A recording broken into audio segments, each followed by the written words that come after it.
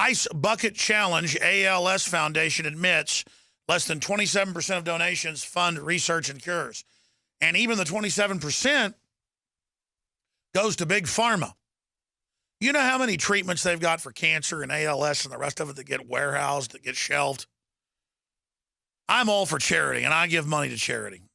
Things like the Salvation Army that gives 89% directly to people, the gospel, food, water, education, jobs. If they show that they're able to do it, they'll go out and get them a job. I'm not saying it's perfect. The Bill Clinton charity, turns out almost all of it goes for private jets and homes, almost none of it to African children. But it's okay because he says he likes black people. I love you, black people. I like black people. I'm a black man. I got an office in Harlem, so I speak for black people. I'm America's first black president. You didn't know that. I also didn't have sex with that woman, Monica Lewinsky.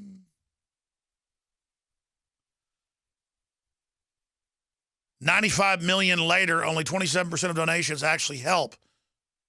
Yeah, I've been meaning to come up with some gimmick about the ice bucket. I think we should start something where we just dump buckets of money on our head and just keep pointing that out and then hijack that point and then point out that all the other United Way, the Red Cross. I'm not saying you're bad if you volunteer for the Red Cross and went out and helped people in a hurricane. You're wonderful. You're only the PR front, though. Well over half the money ends up going to the executives. Then a bunch of the money, I forget the exact statistics, the other half, a bunch of it's advertising, and then something like 25% again goes to, and everyone says donations to Red Cross, like, oh, they know how to hand them out. But my big problem with the Red Cross United Way is you know where else the money goes, right? A good percentage of it. Look it up. Been articles on it. Guess where it goes? Gun control groups, that's right, and open border groups and all of it. When you give money to these big organizations, it goes right down a rat hole, or it goes towards taking your rights. And they got all these well-meaning, everybody, it's something easy and fun. They like it because it reminds them of a football coach who just won the game. It's a fun little thing to do on TV. Like 3 weeks ago when this thing first started getting big, I was like, man, I need to do something. You know, the Ice Bucket Challenge. But I just never got around to it. But that's an important meme to hijack. So I want to challenge our listeners to, do your own Ice Bucket Challenges and maybe dump a bunch of diseases on yourself on cue cards and hold them up and go, yeah, the vaccine company's making money off this. Why their own inserts say they can give you cancer or Guillain-Barré or brain damage or permanent narcolepsy or permanent epilepsy.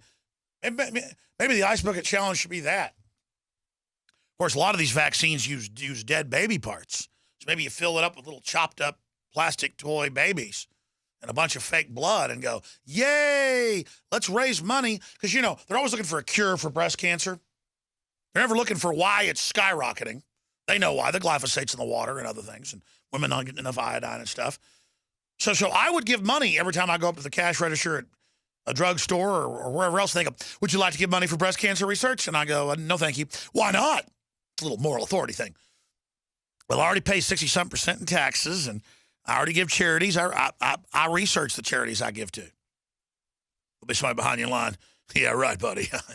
Oh, really? Well, you give some money then to give it to the breast cancer research groups who it turned out, as you know, are financing Planned Parenthood.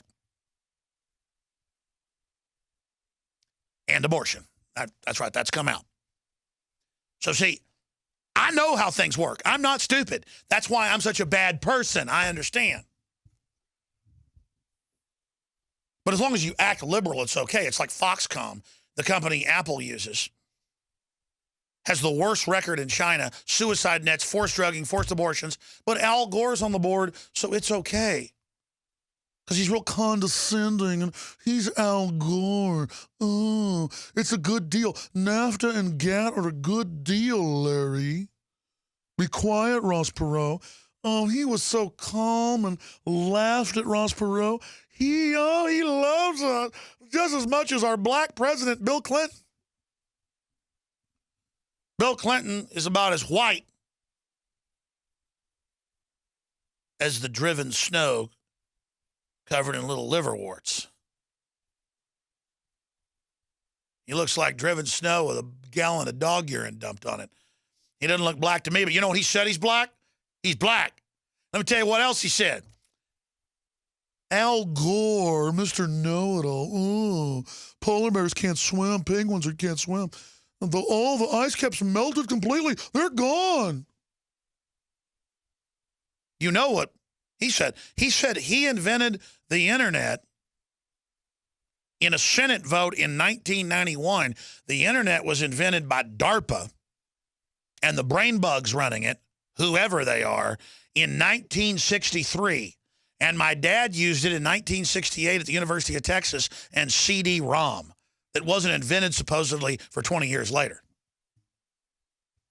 Not Al Gore. But see, I've committed a sacrilege. Al Gore didn't invent the internet. 2 + 2 = 5. If you have a business, you didn't build it. And Russia deserves to be nuked. There you go.